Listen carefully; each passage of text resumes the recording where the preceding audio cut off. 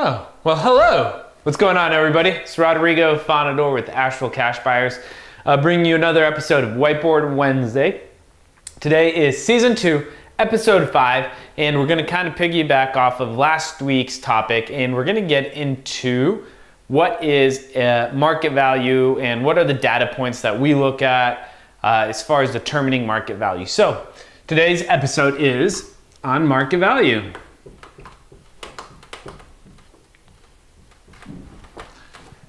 So this is a term that gets thrown out a lot when you're buying or selling a house or property. Is people are like, hey, are you going to pay market value? Are you not paying market value? Then somebody's like, oh, well, what's market value?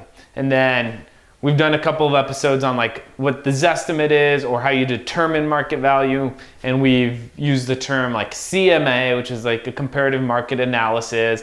And we've used a different term like a DOM, which is days on market. And there's different things that go into it. And so today, what we're going to get into is how we look at what market value is. And as much as we'd like to think that this is the way we look at every single house, it's not.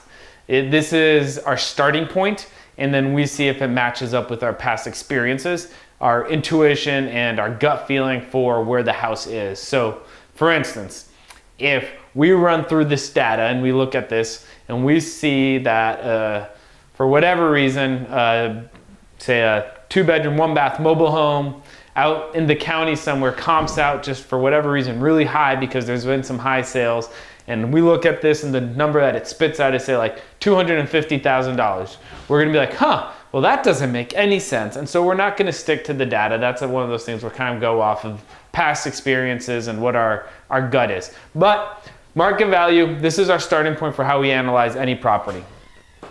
We look at a couple of different things and I'll get into them.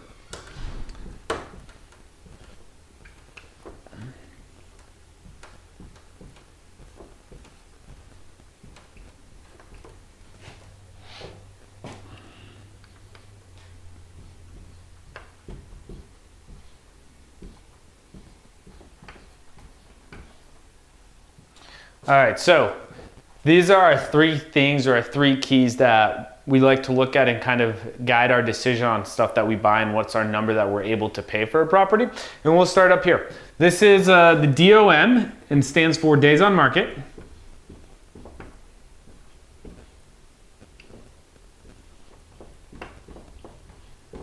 And that is essentially just how long it takes for a house or a property to sell. So if a house is 10 days on market, it means it moved really quickly. And if a house has, 150 or 300 days on market, obviously it means it's moving a little slower. And we look at that and we think about how long it's going to take us to sell a house after we've purchased it, cleaned it up, and are reselling it. Or just on general, like, is it a super competitive pocket of the market? Are things moving really quickly or not?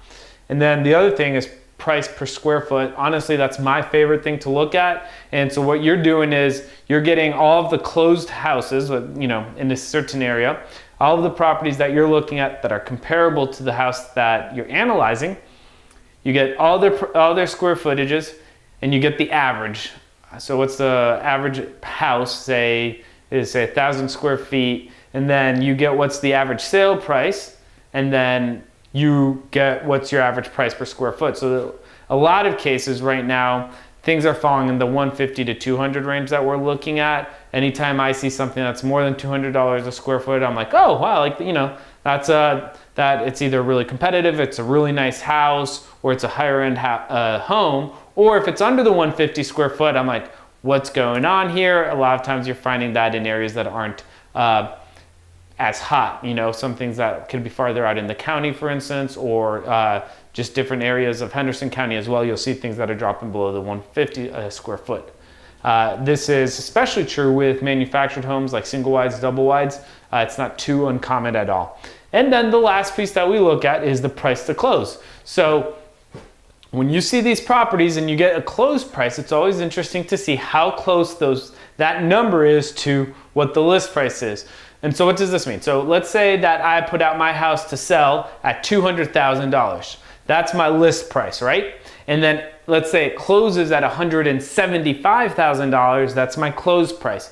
And that's going to dictate, how people are seeing the market. And so if a lot of the properties that we are looking at to get an idea of what we think the value of a house can be are having big ranges between the list price and their close price, that's going to just give us a feel for how things are moving and how competitive things are personally. So if we're seeing that there's, say $20,000, $30,000 between the list price and the sold price on a lot of properties, we're going to look at that and be a little bit more cautious with our numbers because things aren't going as you would expect. Nobody's going to attempt to sell a house and expect to sell at $30,000 or $40,000 before list price, but for instance. And sometimes you get the reverse. You'll see a couple of houses that are listed for $200 and they all end up selling at say $205 or $210, $220, etc. And then, when you're looking at reselling a house, obviously that's what you'd like to see. So hopefully this information was helpful for you all. It gives you an idea of how we approach things and kind of how we look at properties and what's our starting point for everything. And now you'll have an idea of when we talk about market value, how we get there and what that means to us.